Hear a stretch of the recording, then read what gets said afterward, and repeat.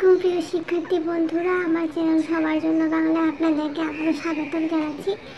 আজকে আমরা পড়ব সাহিত্য তত্ত্ব কথা থেকে সাহিত্য তত্ত্ব কথা অলংকার অংশ থেকে অনুপ্রাস অংশটি। তো আমরা অনুপ্রাস অংশটি শুরু করি। অনুপ্রাসের সংজ্ঞা হচ্ছে একটি ধ্বনি বা ধ্বনিগুচ্ছের পুনঃ বিন্যাসকে অনুপ্রাস বলে। অনুপ্রাস সাধারণত 6 প্রকার: সরলানুপ্রাস, অন্তানুপ্রাস, মালানুপ্রাস, ছেকানুপ্রাস, শ্রোত্রানুপ্রাস এবং গুচ্ছানুপ্রাস। তো এগুলোর সংজ্ঞা হবে এরকম: সরলানুপ্রাস কবিতার কোনো ছত্রে কোনো এক বর্ণ এক বা একাধিকবার বর্ণিত হলে তাকে সরলানুপ্রাস বলে। অর্থাৎ যদি কবিতার কোনো চরণে একই বর্ণ বারবার ব্যবহৃত হয় তাহলে সেটি সরলানুপ্রাস। এর উদাহরণ হবে পেলব প্রাণের প্রথম পশ্রাণী, এখানে প বর্ণের সরলানুপ্রাস হয়েছে। এরপর অন্তানুপ্রাস কবিতার প্রতি চরণান্তে যে মিল তাকে অন্তানুপ্রাস বলে। অর্থাৎ কবিতার প্রতি চরণের মধ্যে কবিতার চরণে যে মিল থাকে তা হচ্ছে অন্তানুপ্রাস। এর উদাহরণ হচ্ছে গগনে গরজে মেঘ ঘন বর্ষা, ফুলে একা বসে আছে নাহি ভরসা। এরপর হচ্ছে গুচ্ছানুপ্রাস একাধিক ব্যঞ্জন ধ্বনি যখন 2 এর অধিক বার একাধিক ছত্রে ব্যবহৃত হয় তখন তাকে গুচ্ছানুপ্রাস বলে।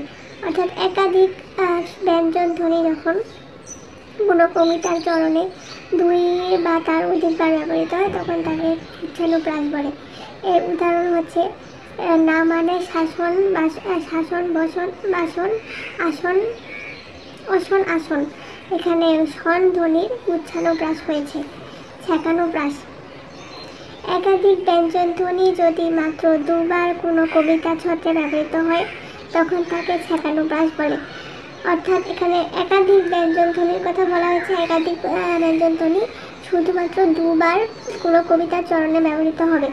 এর উদাহরণ হচ্ছে ওরে বিহঙ্গ মোর, এখন অন্ধ বন্ধ করোনা পাখা, এখানে 9 ধ্বনির ছেকানুপ্রাস হয়েছে। শ্রোত্রানুপ্রাস একই স্থান থেকে উৎপত্তি নয় কিন্তু শুনলে মনে হয় পারস্পরিক এমন সুখকর ধ্বনিসমূহের অনুপ্রাসকে শ্রোত্রানুপ্রাস বলে। অর্থাৎ এখানে বলা হয়েছে যে শুনলে মনে হবে একই স্থান থেকে উৎপত্তি নয় কিন্তু শুনলে এগুলো মনে হবে যে একই রকম, এগুলো হচ্ছে শ্রোত্রানুপ্রাস। এর উদাহরণ হচ্ছে যদিও সন্ধ্যা এসেছে মন্দ মন্দ, এখানে 9 দ এবং 9 ধ ধ্বনির শব্দগুলোর শ্রোত্রানুপ্রাস হয়েছে। এরপর হচ্ছে মালানুপ্রাস অনুপ্রাসের মালা, অর্থাৎ একাধিক অনুপ্রাস যখন একই ছত্রে বা কবিতায় সৃষ্টি হয় তখন তাকে মালানুপ্রাস বলে। অর্থাৎ মালানুপ্রাস হচ্ছে একাধিক অনুপ্রাস একই কবিতার চরণে ব্যবহৃত হবে। এর উদাহরণ হচ্ছে দেশ দেশ, দিশি দিশি, দৌড়িয়েছে দিবানিশি, এখানে তালেবস্য ধ্বনির মালানুপ্রাস হয়েছে। তো এইগুলো ছিল অনুপ্রাসের 6টি উদাহরণ, 6 প্রকারের অনুপ্রাস।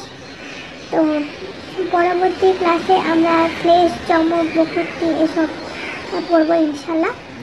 তো আজকের মতো এ পর্যন্ত। আমার ভিডিওটি ভালো লাগলে আমার চ্যানেলটি সাবস্ক্রাইব করে দেবেন এবং আমার ভিডিওটি একটি লাইক করে দেবেন। আজকের মতো এই পর্যন্ত। সবাইকে আসসালামু আলাইকুম।